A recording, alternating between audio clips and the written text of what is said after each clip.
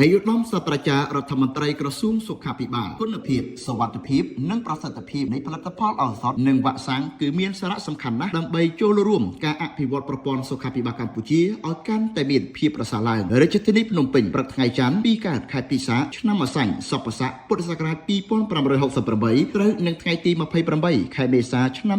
2025អាយុត្តមសាស្ត្រាចារ្យឈៀងរ៉ារដ្ឋមន្ត្រីក្រសួងសុខាភិបាលបានអញ្ជើញជាអធិបតីក្នុងពិធីបើកសិក្ខាសាលាស្ដីពីការវិតម្លៃខ្លួនឯងនៃប្រព័ន្ធនិយត្តកម្មឱសថនិងវ៉ាក់សាំងនៅសន្តាគារ Fairfield by Marriott ភ្នំពេញសិក្ខាសាលានេះរៀបចំឡើងដើម្បីវិតម្លៃនៃប្រព័ន្ធនិយត្តកម្មឱសថនិងវ៉ាក់សាំងជាសូចនាករមួយសម្រាប់វាស់វែងនៅសមត្ថភាពរបស់អង្គភាពពាក់ព័ន្ធដែលបំពេញមុខងារទាក់ទងនឹងការងារគ្រប់គ្រងផលិតផលឱសថនិងវ៉ាក់សាំងដោយប្រើប្រាស់ឧបករណ៍វិតម្លៃរបស់អង្គការសុខភាពពិភពលោកដើម្បីកំណត់នៅចំណុចខ្វះខាតនិងកំណត់ពីគោលនយោបាយនិយត្តកម្មនិងមុខងារដែលត្រូវកែលម្អបន្ថែមសម្រាប់ធានាបាននូវគុណភាពសុវត្ថិភាពនិងប្រសិទ្ធភាពឱសថនិងវ៉ាក់សាំងនៅកម្ពុជាក្នុងឱកាសនេះឯកឧត្តមសាស្ត្រាចារ្យរដ្ឋមន្ត្រីបានលើកឡើងថាគុណភាពសុវត្ថិភាពនិងប្រសិទ្ធភាពនៃផលិតផលឱសថនិងវ៉ាក់សាំងគឺមានសារៈសំខាន់ណាស់ដើម្បីចូលរួមការអភិវឌ្ឍប្រព័ន្ធសុខាភិបាលឲ្យកាន់តែមានភាពប្រសើរឡើងសំដៅជំរុញការអនុវត្តនូវគោលនយោបាយអតិភិបទី1របស់រដ្ឋាភិបាលអាណត្តិទី7នៃរដ្ឋសភា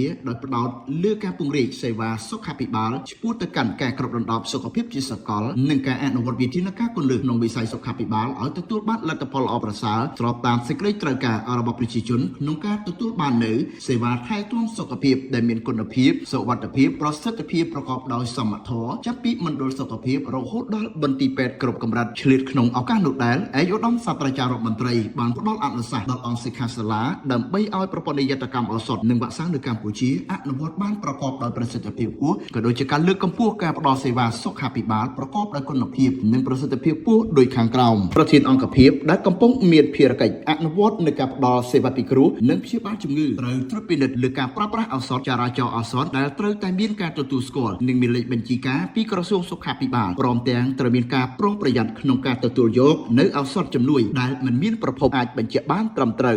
មានការគ្រប់គ្រងនិងកិត្តទុកជាមុននៅឱសថវ៉ាក់សាំងបរិក្ខារពេទ្យសម្រាប់ករណីចាំបាច់ឬបន្ទាន់ដែលចាំបាច់ត្រូវមានផលិតផលទាំងនេះសម្រាប់ប្រើប្រាស់ករណីបន្ទាន់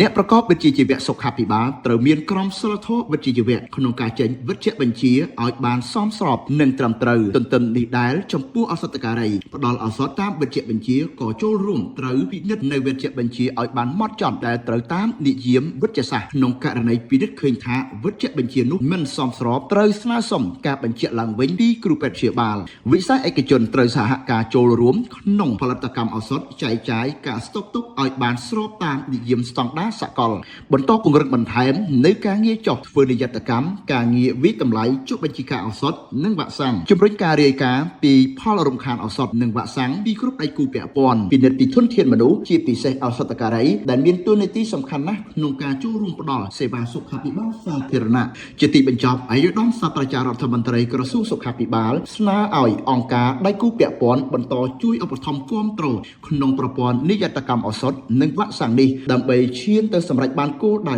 សម្រាប់ការវិតម្លៃប្រព័ន្ធនេះនៅឆ្នាំ2027